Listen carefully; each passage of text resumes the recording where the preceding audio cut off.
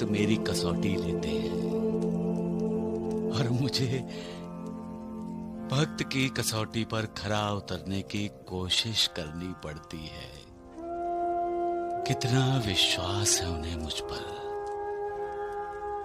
कितनी श्रद्धा है मुझ पर। आप ही ने तो हमें शिक्षा दीक्षा दी है साईनाथ, श्रद्धा और सबूरी। महालसापति, भक्त अब सब्र करना भी सीख गए हैं। अपनी सारी चिंताओं का बोझ मेरे कंधों पर डालकर वो चिंता मुक्त होकर कहते हैं उनकी चिंता उन्हें नहीं है मुझे है। बात तो सत्य है साईनाथ। एक दूसरा भी सत्य है महालसापति, जिसे मेरे भक्त अनदेखा कर देते हैं। मैं किसी के प्रारब्ध में हस्तक्षेप नहीं कर सकता, होनी तो होकर ही रहती है। अपने पूर्व जन्मों के कर्म फल से किसी को भी छुटकारा नहीं मिल सकता।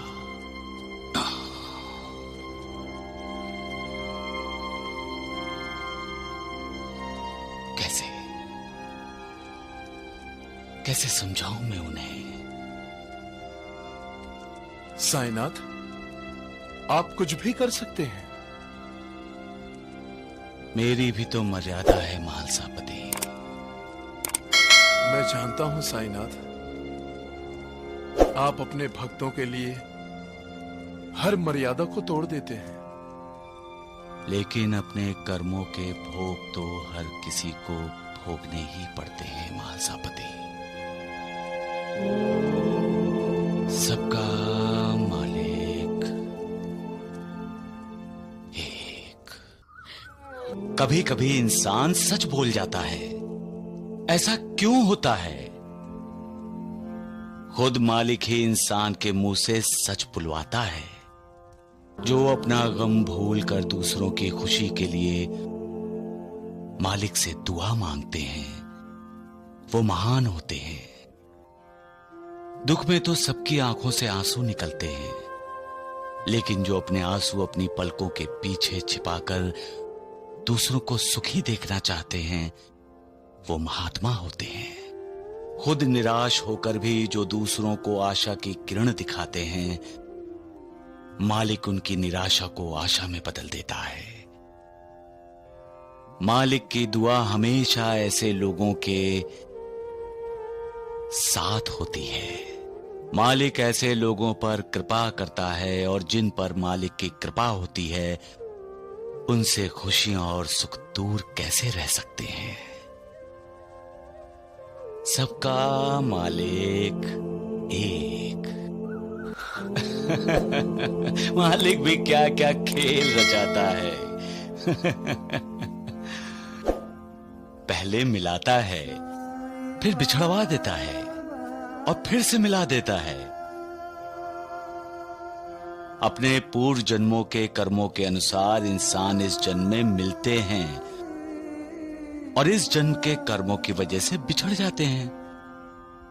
मिलना, बिछड़ना, बिछड़ना, फिर मिलना, यही जिंदगी है।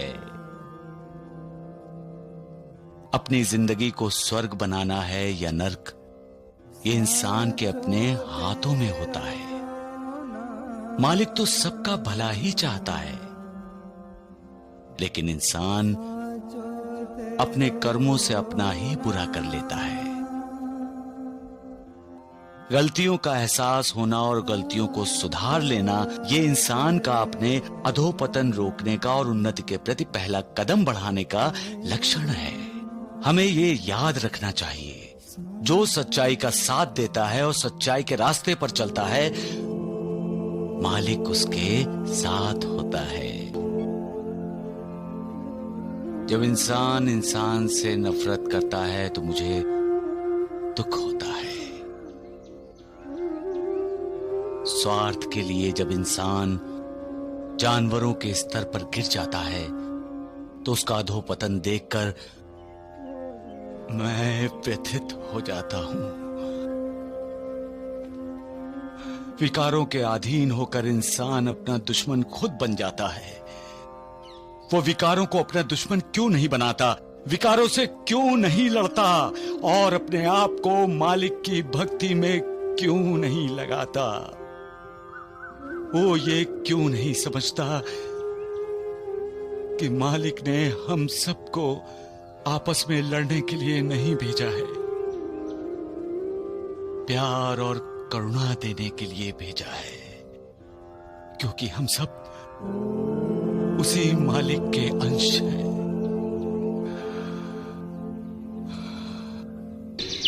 स्वार्थ में इतना अंधा हो जाता है वो कि उसे न दोस्त दिखाई देता है, न भाई, न मां, न बाप। उसे सिर्फ एक ही रिश्ता नजर आता है, मैं और मेरा।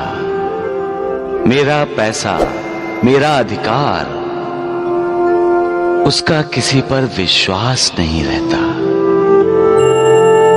किसी पर श्रद्धा नहीं रहती। सबसे नाता तोड़कर वो अविश्वास, लालसा, नफरत, वासना, इनसे नाता जोड़ लेता है। वो ये भूल जाता है कि मालिक की बनाई इस दुनिया में कुछ लेकर नहीं आता, खाली हाथ आता है। वास्तव में जब शरीर रूपी वस्त्र को त्यागने का वक्त आता है तो लोग दुखी हो जाते हैं।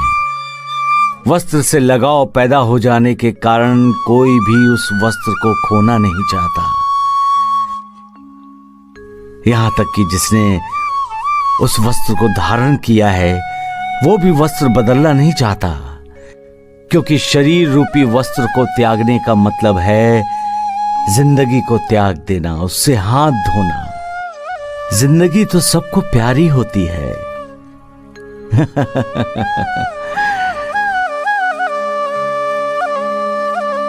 मौत के उच्चारण से ही इंसान दूर भागता है।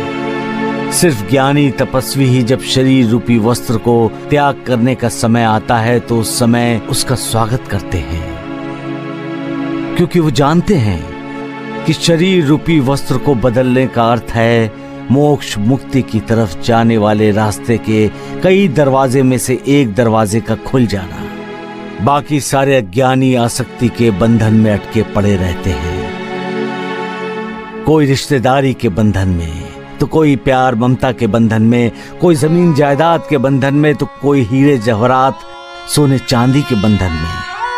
सारे के सारे ज्ञानी मोह माया में अटके पड़े रहते हैं।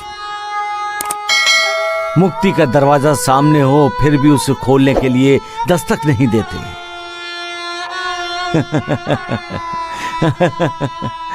सबका मालिक बाबा के सच्चे भक्त, उन पर कितना भी बड़ा संकट क्यों ना आ जाए वो फिर भी चिंता मुक्त रहते हैं, कि वो जानते हैं कि उन पर जब तक साईं बाबा का हाथ है तब तक उन पर कितना भी दुख क्यों ना आए, कितना भी बड़ा संकट क्यों ना आए, उससे उन्हें कोई भी हानि नहीं होगी। लेकिन हम ये क्यों भूल जाते हैं कि प्रारब्ध में जो लिखा होता है वो होकर ही रहता है, क्योंकि वो हमारे कर्मों का फल होता है और हर इंसान को अपने कर्मों का फल भुगतना ही पड़ता है। कुछ लोग खुद दुखी रहकर दूसरों की खुशी की भगवान को दुआ मांगते हैं। सुख में सभी हमारे साथ होते हैं, लेकिन दुख में भी जो हमारे साथ कभी ना छोड़े वही सच्चा साथी होता है। सुख में खुश तो सभी रहते हैं, लेकिन जो इंसान दुखी रहकर अपने आंसू छुपाकर दूसरों के लिए खुशी मांगता है वो इंसान सच में बहुत बड़ा महान होता है। ऐसे इंसान को भगवान का दूत माना जाता है। ऐसे इंसान के साथ भगवान का आशीर्वाद हमेशा होता है। इंसान का सबसे बड़ा शत्रु स्वार्थ है। स्वार्थ में इंसान इतना अंधा हो जाता है कि उसे ना तो माँ बाप, ना तो भाई बहन और ना ही दोस्त और रिश्तेदार दिखाई देते हैं। स्वार्थी इंसान कभी भी किसी का नहीं हो सकता। वो सिर्फ अपनी खुशी के बारे में सोचता है। उसे बस चाहिए धन दौलत, पैसा और ऐशो आराम। ऐसे इंसान पर विश्वास करना मतलब मूर्खता होती है, क्योंकि ऐसा इंसान हमें कब बीच राह पर छोड़ दे ये हम बता नहीं सकते। इसीलिए स्वार्थी इंसान से हमेशा दूरी बनाइए रखें। जब इंसान को अपनी मृत्यु के बारे में पता चलता है तब वो घबरा जाता है, क्योंकि वो मरना नहीं चाहता, क्योंकि उसे अपनी जिंदगी से लगाव हो जाता है। लेकिन ज्ञानी तपस्वी लोग ऐसा नहीं करते। जब उन्हें मृत्यु के बारे में पता चलता है तब वो उसका खुशी से स्वागत करते हैं, क्योंकि जानते हैं कि मृत्यु एक मुक्ति का मार्ग है। वो इस मुक्ति के मार्ग को खुशी खुशी अपनाते हैं। लेकिन अज्ञानी लोग घर संसार मोह माया में फंसे होते हैं। वो नहीं जानते कि मुक्ति का मार्ग क्या है। उम्मीद करते हैं कि आपको हमारा वीडियो अच्छा लगा हो, तो चैनल को लाइक, शेयर और सब्सक्राइब करें और कमेंट बॉक्स में ओम साईं राम जरूर लिखें। तो अंत तक सुनने के लिए धन्यवाद। आपका दिन शुभ हो।